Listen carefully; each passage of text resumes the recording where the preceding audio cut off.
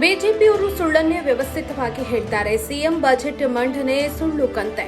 ಈ ಬಜೆಟ್ ಸುಳ್ಳು ಸುಳ್ಳು ಸುಳ್ಳು ಎಂದು ಕಾಂಗ್ರೆಸ್ ರಾಜ್ಯ ಉಸ್ತುವಾರಿ ರಣದೀಪ್ ಸಿಂಗ್ ಸುರ್ಜೇವಾಲಾ ವ್ಯಂಗ್ಯವಾಡಿದ್ದಾರೆ.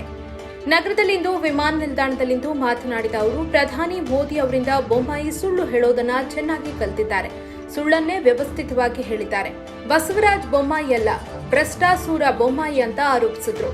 ಕಳೆದ ಬಜೆಟ್ನಲ್ಲಿ ಕೊಟ್ಟ ಭರವಸೆ ಕಥೆ ಏನಾಯಿತು? ಕಳೆದ ವರ್ಷದ 240 ಭರವಸೆ ಹಣಕಾಸು ಇಲಾಖೆ ಹಂತದಲ್ಲಿದೆ. 132 ಭರವಸೆಗಳನ್ನ ಟಚ್ ಮಾಡಿಯೇ ಇಲ್ಲ. ಕಳೆದ ಬಜೆಟ್ 2.5 ಲಕ್ಷದ ಬಜೆಟ್ ಮಂಡನೆಯಾಗಿದ್ದು, 45% ಬಜೆಟ್ ಸಹ ಖರ್ಚು ಮಾಡಿಲ್ಲ. ಕರ್ನಾಟಕದ ಜನರ ಕಲ್ಯಾಣವಾಗಿಲ್ಲ. ನಮ್ಮ ಕ್ಲಿನಿಕ್ ಎಲ್ಲಿ ಹೋದವು? ಯುವತಿಯರಿಗೆ ಶುಚಿ ಸ್ಕೀಮ್ ಆರಂಭಿಸೋದನ್ನೇ ಮರೆತು ಹೋದ್ರು. ಒಕ್ಕಲಿಗ ಅಭಿವೃದ್ಧಿ ನಿಗಮ ಸೇರಿ ಏನನ್ನೂ ಮಾಡಿಲ್ಲ. ನಾಗಮೋಹನ್ ದಾಸ್ ಸಮಿತಿ ವರದಿ ಬಗ್ಗೆ ಕ್ರಮ ಕೈಗೊಂಡಿಲ್ಲ ಅಂತ ಕುಟುಕಿದ್ರು. ಎಸ್ಸಿ ಎಸ್ಟಿ ಮೀಸಲಾತಿ ಹೆಚ್ಚಳವನ್ನ 9ನೇ ಶೆಡ್ಯೂಲ್ನಲ್ಲಿ ಸೇರಿಸಿಲ್ಲ. ಒಕ್ಕಲಿಗ ಲಿಂಗಾಯತರಿಗೆ ವಿಶೇಷ ಮೀಸಲಾತಿ ನೀಡೋದಾಗಿ ಹೇಳಿದ್ರು. ಆದರೆ ಸದ್ದಿಲ್ಲದೆ ಸ್ಟೇ ಬರುವಂತೆ ನೋಡಿಕೊಂಡ್ರು. ಡಬಲ್ ಟ್ರಿಬಲ್ ಎಂಜಿನ್ ಸರ್ಕಾರವಿದ್ರೂ ಪ್ರಯೋಜನವಿಲ್ಲ. ಇದೊಂದು ಬ್ಯಾಡ್ ಬ್ರೋಕನ್ ಸರ್ಕಾರ ಅಂತ ರಣದೀಪ್ ಸಿಂಗ್ ಸುರ್ಜೇವಾಲಾ ಲೇವಡಿ ಮಾಡಿದ್ದಾರೆ.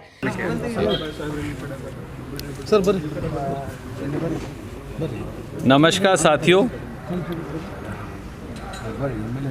अगर आप कर्नाटक के बजट के बारे में पूछें तो 3 शब्दों में उसे आप बता सकते हैं.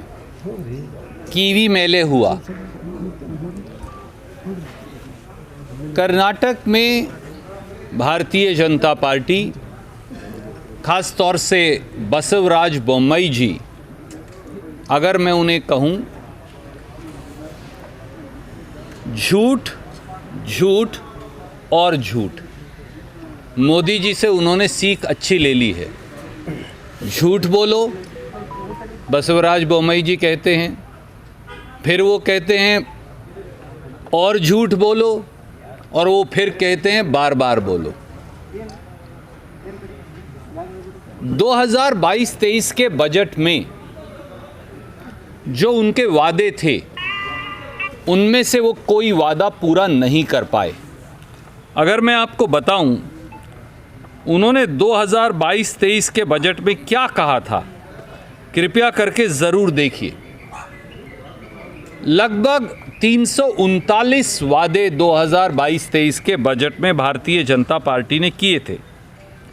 उन 2022-23 के 339 वादों का क्या हुआ? क्योंकि इसी में सब चीज़ों का इम्तिहान है. 207 वादे केवल गवर्नमेंट ऑर्डर्स तक सिमट कर रह गए, और 132 ऐसे वादे हैं जिनका आज तक कोई अता पता नहीं. ये पिछले साल के उनके द्वारा किए गए वादों की हालत है. पिछले साल का जो बजट था 2022-23 का, वो 2.5 लाख करोड़ का था, पर 1 जनवरी 2023 तक उन्होंने 44% बजट खर्च ही नहीं किया. 44%, यानी 1,40,000 करोड़ बजट ही खर्च कर पाए, और 1,10,000 करोड़ का बजट ही खर्च नहीं किया. या तो रिसोर्सेज नहीं थे या मंशा नहीं थी, पर कर्नाटक के लोगों को फायदा नहीं मिला. तीसरी बात, याद करिए पिछले बजट में जैसे इस बजट में बड़ी घोषणाएं की. याद करिए पिछले बजट में जैसे इस बजट में बड़ी घोषणाएं की. कहा कि 438 नम्मा क्लिनिक्स बनेंगे. मैं आज आपसे पूछता हूं, कहां गए वो 438 नम्मा क्लिनिक्स? उनमें से कोई नहीं बन पाया.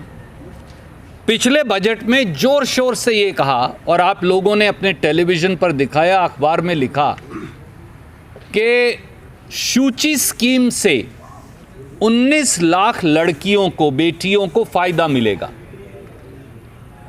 1 साल से वो स्कीम चालू करना ही भूल गए.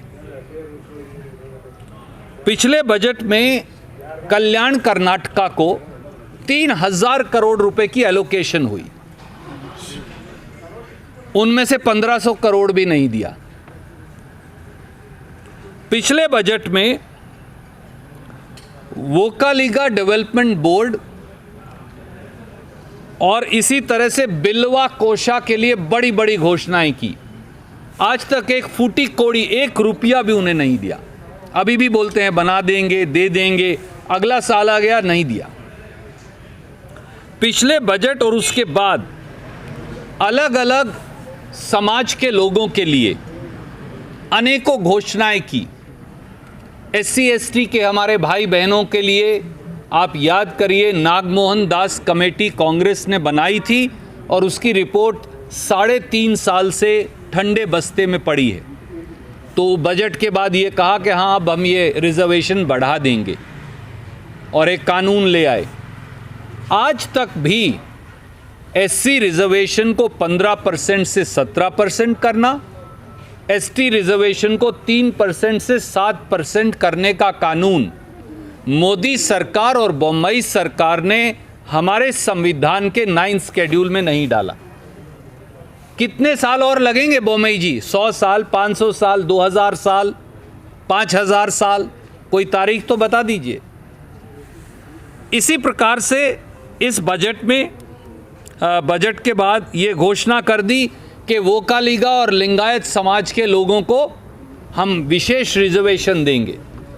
जानबूझकर बसवराज बोम्मई जी ने बेईमानी से, डिसऑनेस्टी से वो गलत रिजर्वेशन बना दी और फिर चुपचाप उसे कोर्ट में स्टे करवा दिया। 9 लाइव न्यूज़ हुबಳ್ಳಿ।